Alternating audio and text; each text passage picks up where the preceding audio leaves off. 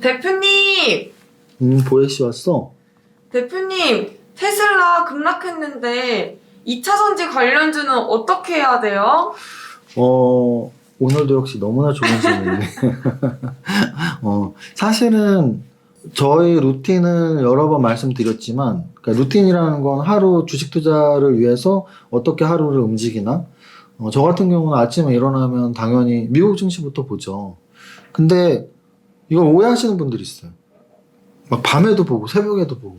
사실 미국 주식 투자를 단기 매매를 하지 않는 이상은, 또는 해외 선물을 나스닥 선물이나 다우 선물을 하지 않는 이상은 미국 증시 실시간으로 볼 필요는 전혀 없죠. 그래서 실시간으로 굳이 볼 필요는 없고, 반면 이제 그런 관련된 매매를 밤에도 해야 되는 분들은 정말 전업 투자가 이어야죠. 왜냐면 밤에도 매매하고 낮에도 매매하고 잠은 언제 자라고, 직장 생활을 어떻게 해? 그래서 일단 전업 투자자들만 할 수 있는 영역이고, 저도 뭐 늘 말씀드리지만 저는 전업 투자자였던 적은 거의 없어요. 지금도 회사 2개의 법인 대표로 있고요. 그리고 저는 한국 주식에 훨씬 큰 투자 비중이 있기 때문에 9시부터 3시 반, 요 또 전후로 해서 한 8시부터 4시 반, 이 정도가 저희 한국 투자 주식에 대한 투자 시간이고, 미국 증시를 주말에 이렇게 좀 보는 거 말고는 아침에 일어나서 확인하죠. 근데 이제 오늘 일어나서 확인했더니 나스닥 지수가 2%가 빠졌습니다. 그리고 테슬라가 8%가 빠졌고요. 이제 그 이후에는 나스닥이 빠진 건 결국은 기술주가 빠졌다는 얘기고요. 기술주가 빠진 거에는 제가 늘 말씀드렸던, 지금은 기술주의 시대다, 4차 산업혁명 시대다에서 기술 혁신의 시대에서는 뭐 금리랑 전혀 상관이 없지, 기술 혁신으로만 움직이는 거지만, 유동성의 시대, 저금리 시대, 제로금리 시대에서 기술주가 움직이는 이유는 좀 학문적인 이야기인데, 금리가 낮을 때 원래 성장주들이 더 움직여요. 성장주들은 미래의 이익을 땡겨가야 되는데, 현재 가치 평가할 때 금리가 낮을수록 더 고평가가 될 수 있는 이 평가 기준이 있거든요. 그래서 그런 관점에서 보았을 때는 금리가 올라가면 기술주가 좀 불리하긴 하겠죠. 학문적으로도 그렇고. 그래서 어쨌든 지금 미국 시장의 채권 금리가 계속 상승하고 있어서 그 얘기 때문에 요즘 분석가들이 그런 말들을 많이 하죠. 채권 금리가 올라가고 있다. 인플레이션 상황이 발생할 수 있다. 그러면 페드에서 기준금리를 올릴 것이다. 기준금리를 올리면 시장은 붕괴될 것이다. 근데 시장 붕괴는 말도 안 되고요. 제가 여러 방송에서 말씀을 드렸지만, 기준금리를 올리면 주가가 떨어진다는 등식은 성립되지 않아요. 그게 그렇게 간단한 문제면 우리는 뭐만 하면 돼요. 금리가 올라갈 땐 주식을 안 갖고 있고, 제로금리 때만 주식을 갖고 있고, 그것만 하면 되거든요. 그런데 그렇지 않은 게, 금리가 올라가면서 실적도 올라가면 그게 바로 실적 장세고, 그게 진짜 큰 장이거든요. 유동성 장세보다 더 큰 장은 실적 장세예요. 그래서 금리가 적당히 올라가면서 실적이 가파르게 올라가면 주식시장에서는 그 이상의 성과가 나오기도 하거든요. 그래서 일시적으로 지금 워낙 저금리 제로금리 시대가 오래되었기 때문에 체크금리가 오르고 인플레 상황이 오면 기준금리가 올라갈 거야. 그럼 우리 큰일 났어. 이거는 일시적인 거고, 결국은 기업 실적을 계속 같이 지켜봐야 된다라고 말씀을 드리고, 그러면 테슬라 8%는 어떻게 이해해야 돼? 테슬라가 왜 애플이나 구글보다 더 빠졌어?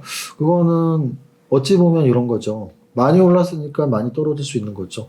제가 지난번에도 보여드렸지만, 작년 봄에 샀다면 1년도 안 되는 시기 동안 지금 500%가 났거든요. 400%? 아니 3억%가 났는데 8% 떨어진 게 뭐 어쨌다고. 그잖아요. 그래서 많이 올랐기 때문에 떨어지는 건 당연하고, 거기에 하나 추가적으로 뭐 갖다 붙인다면, 앨런 머스크가 비트코인 투자했는데 비트코인이 한 5%, 10% 급락을 했죠. 근데 이제 그거는 좀 부수적인 이야기라고 봐요. 테슬라가 비트코인에 투자를 해서 올라간 것도 아니고, 비트코인이 떨어진다고 해서 기업 가치가 계속 급락해야 되는 것도 아니고, 그래서 그거는 좀 분리시켜서 보면 맞고요. 오히려 이제 오늘 장중 또는 최근에 계속 돌았던, 우리나라의 2차전지 회사들과 중국의 2차전지 회사의 경쟁력 부분들, 그래서 우리나라가 마켓시어를 잠식당하면 어떡하지?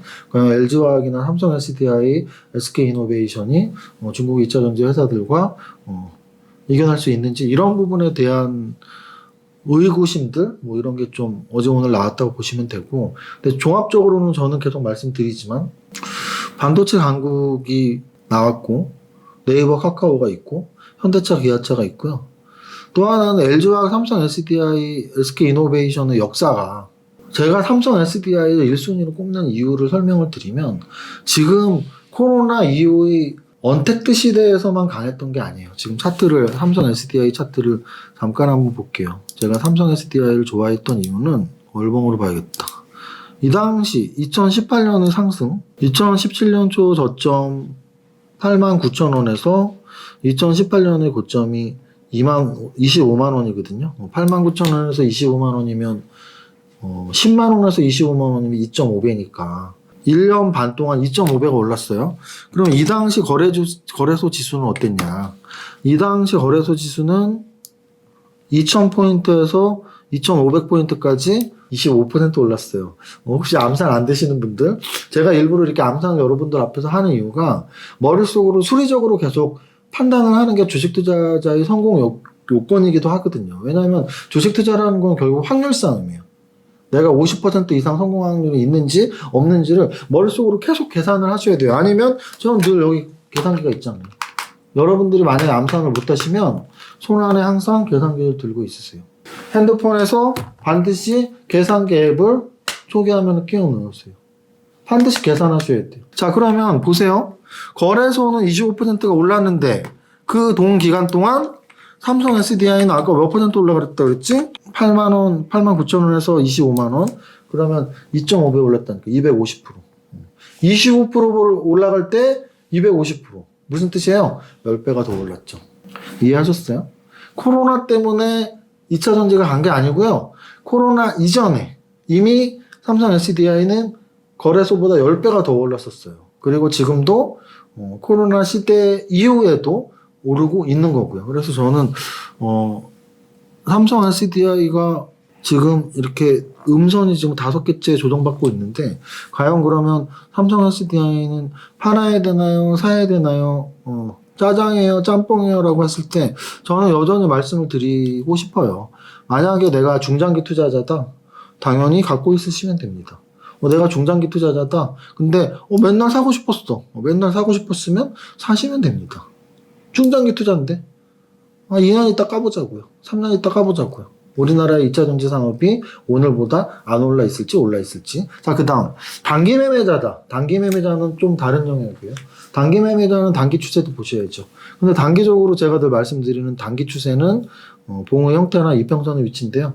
봉의 형태나 이평선의 위치로는 굉장히 아슬아슬해졌죠. 그래서 단기 매매자라면 만약에 나는 떨어졌을 때 반짝 단기 반등을 노리고 싶어. 그러면 퉁하고 어디까지? 61선 닿을 때쯤? 근데 거의 다 닿아서 한 번 정도 더 떨어졌을 때 들어가면 저는 이거는 61선에서는 반등 나온다고 보거든요. 그게 이제 단기 매매에서 제일 중요한 건 차트를 보는 능력 또는 재료를 분석하는 능력인데, 지금 악재 때문에 뭐 이런 여러 가지 악재 때문에 테슬라도 떨어지고 중국도 치고 올라오고 여러 가지 악재 때문에 결국은 음선이 5개가 나왔는데 악재의 소멸은 호재잖아요. 그럼 테슬라 또 올라가면 뭐 할 건데? 올라가면 어떡할 거야? 유럽에서 전기차 계속 증설하고 잘 팔리면 어떡할 거야?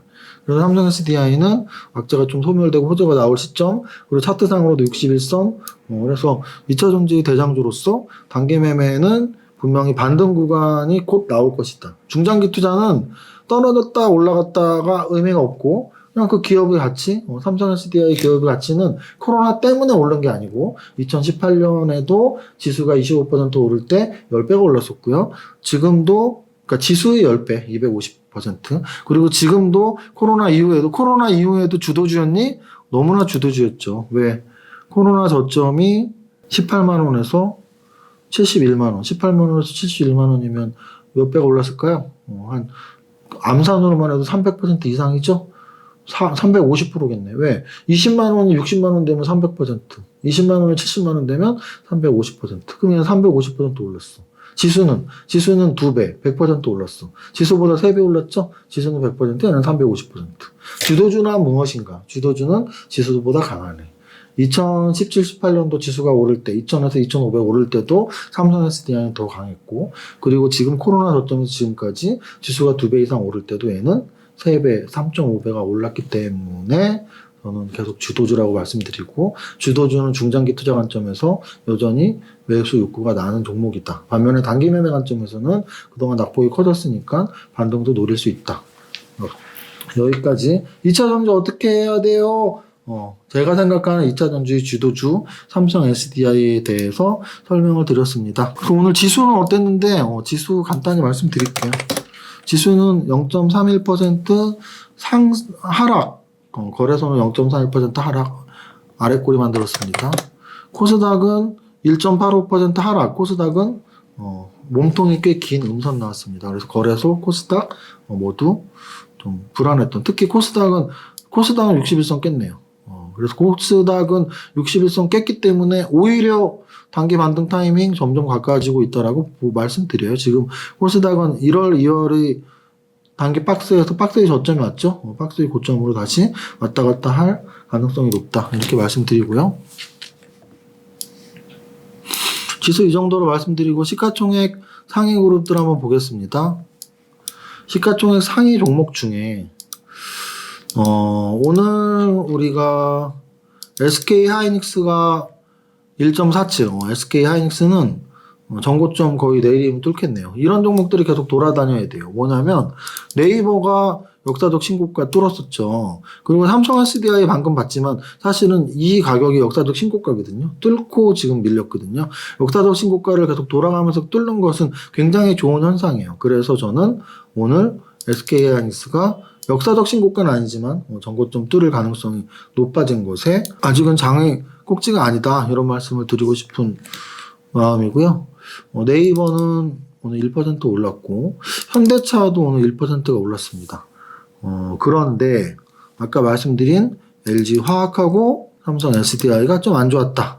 이 두 개는 모두 2차 전지 관련주다. 그래서 오늘 보혜 씨가 너무나 똑똑하고 너무나 현명하게 대표님 2차 전지 어떻게 해야 돼요? 최고의 질문이에요. 자, 그리고 LG전자는 어떻게 하냐? 저는 계속 말씀드립니다. LG전자도 그럼 똑같은 논리로 중장기 투자자라면 저는 걱정하지 않아요. 중장기 투자자의 관점에서 봤을 때 단기 매매 관점에서는 야, 조금 떨어졌네, 좀 더 떨어질 수도 있겠네. 왜냐면 밑에 지지선은 거의 없으니까. 전저점 지지선밖에 없고 61점 지지선이 아직 저 밑에 있으니까 야, 단기적으로는 좀 더 떨어질 수도 있겠다. 근데 그 더 떨어진 이후에는 또 단기 반등이 나올 수 있는 자리가 올 것이다. 이건 단기적인 관점. 중장기 투자 관점은 야, 뭐 걱정해, LG전자인데. 저는 LG전자를 굉장히 좋게 보고 있어요. 자, 그 다음 포스코. 제가 또 포스코 욕한 줄 알았나, 또 포스코 알아서 올라갔네요. 야, 나도 올라갈 줄 알아. 왜냐면 제가 최근 며칠 동안 포스코하고 포스코 케미칼을 비교했죠. 그럼 이런 분들 있어요. 야, 포스코 4% 올랐잖아. 그럼 뭐 포스코 케미칼은 뭐 몇 달째 올랐는데 뭐 어쩌라고 나보고. 그래서 포스코 오늘 4% 올랐고 포스코 케미칼은 1% 올랐습니다. 그 다음 가장 움직임이 좋았던 업종 또는 종목은 오늘 롯데케미칼이 전고점 뚫었어요. 이런 게 좋은 거라고요. 그러니까 이 종목이 좋다라는 것보다, 이 종목은 당연히 제가 좋아하는 종목인 거 알잖아요. 원래 밸런스 포트폴리오 1호에 이게 있었으니까. 근데 이제 이 종목 좋다라는 뜻으로 방금 말한 게 아니고 이렇게 대형주에서 전고점을 뚫어주는 종목들이 계속 나오는 장이 좋은 거라고요. 지금은 롯데케미칼 오늘 뚫었죠? SK하이닉스 내일 뚫을 거죠? 네이버가 엊그저께 뚫었죠? 계속 이런 게 좋은 거라고요. 그럼 계속 대형주에서 순환매가 돌고 있다는 얘기예요. 그래서 롯데케미칼 7% 오늘 의미가 있었다. 한국조선해양은 조선주. 조선주는 제가 별로 좋아하지 않는 업종입니다. 어쨌든 7% 올랐습니다. 오늘 조선주는. 거래대금 상위 종목 오늘 보겠습니다. 거래대금 상위 종목에서 오늘 뭐 삼성전자들 있으니까 현대바이오 어떻게 됐니? 야, 현대바이오가 거래대금이 1조 2천억, 거래 시가총액이 1조 6천억, 거의 자기 몸통만큼 거래가 됐고요. 또 하나는 현대바이오는 이름은 바이오인데 사실 바이오의 새로운 진출, 신사업, 원래 디스플레이 업종, 그리고 뭐 화장품 관련, 뭐 이런 쪽으로 이렇게 여러분들이 보시면 되고, 개별 재료에 의한 이런 상승들은 재료가 제일 중요한 것이다. 그래서 뭐 기업 가치나 뭐 이런 것보다 개별 재료로서의 움직임. 서울식품도 마찬가지죠. 서울식품도 지금 얘가 지금 시총이 1,700억인데 5,100억. 즉, 딱 3 곱하면 되네. 3일은 3, 37에 21. 몸통의 3배가 거래가 돼요. 그러니까 장은 정말 좋은 장이고, 정말 유동성이 풍부하다. 몸통의 3배가 거래될 종목이냐. 쿠팡 관련주이지만, 꼭 굳이 그랬어야만 했냐? 저는 좀 의구심. 그리고 이제 LG전자가 나옵니다. LG전자 5% 빠지면서 거래도 그렇게 죽지 않은 시장에 관심은 분명히 있다. LG화학은 아까 말씀드렸던 대로 LG화학과 삼성 SDI 좀 조정 많이 받고 있고, 펜코와 에어로스페이스는 뭐겠죠? 에어로스페이스가 있으니까 우주 관련, 항공 관련. 다날 같은 경우 쿠팡 또는 그 가상화폐 관련주로서 움직임이 나왔었는데 오늘 조정받았고, 롯데케미칼 말씀드렸고, 팜스토리 뭐 이런 정도. 여기 CJ는 사실은 제가 작년 가을부터 요때부터 11, 12월 달쯤부터 한 것 같은데, 우리 라이브 방송 지금 한 2-3달 됐죠. CJ는 질문이 많았어요 이때. 그래서 제가 기억 아직도 나는데, 저는 그냥 늘 예스 아니면 노라는 말 그래도 돌려서라도 말씀드리니까, 이게 뭐 백신 나오면은 진단시약에 대한 기대감은 많이 줄어들겠죠. 근데 이제 이런 논리들이 좀 있었어요. 질문이나 댓글 중에. 야, CJ는 올해 실적이 얼마나 좋은데. 근데 이제 올해 실적이 좋은데 이때 움직였죠. 올해 실적이 좋은데 작년에 움직인 건, 주식은 실적도 실적이지만 기대감으로 움직이는 거라고 볼 수도 있단 말이죠. 기대감으로 먼저 움직이는 거죠. 그래서 실적이 올해 좋은 거고요. 그러면 지금 기대감은 적어지고 있는 거죠. 그래서 기대감 관점에서는 사실은 큰 기대를 할 수는 없다. 그 이유는 우리 똑같은 생각하고 있잖아요. 근데 코로나 백신 맞으면 된다고 하네. 진단시약 얼마나 검사 더 받아야 돼? 이런 생각하고 있는 거죠. 그게 실제건 아니건. 오늘 상승 종목에서는 상한가 종목이 4개였고요. 탑 30이 8%였습니다. 개별 종목으로 절대 좋은 날이라고 할 수 없고요. 거래소 290대 560, 코스닥 320대 1000, 상승 종목이 하락 종목의 반도 안 미치는 한 3-40% 정도였기 때문에 오늘 좀 안 취약했던 날.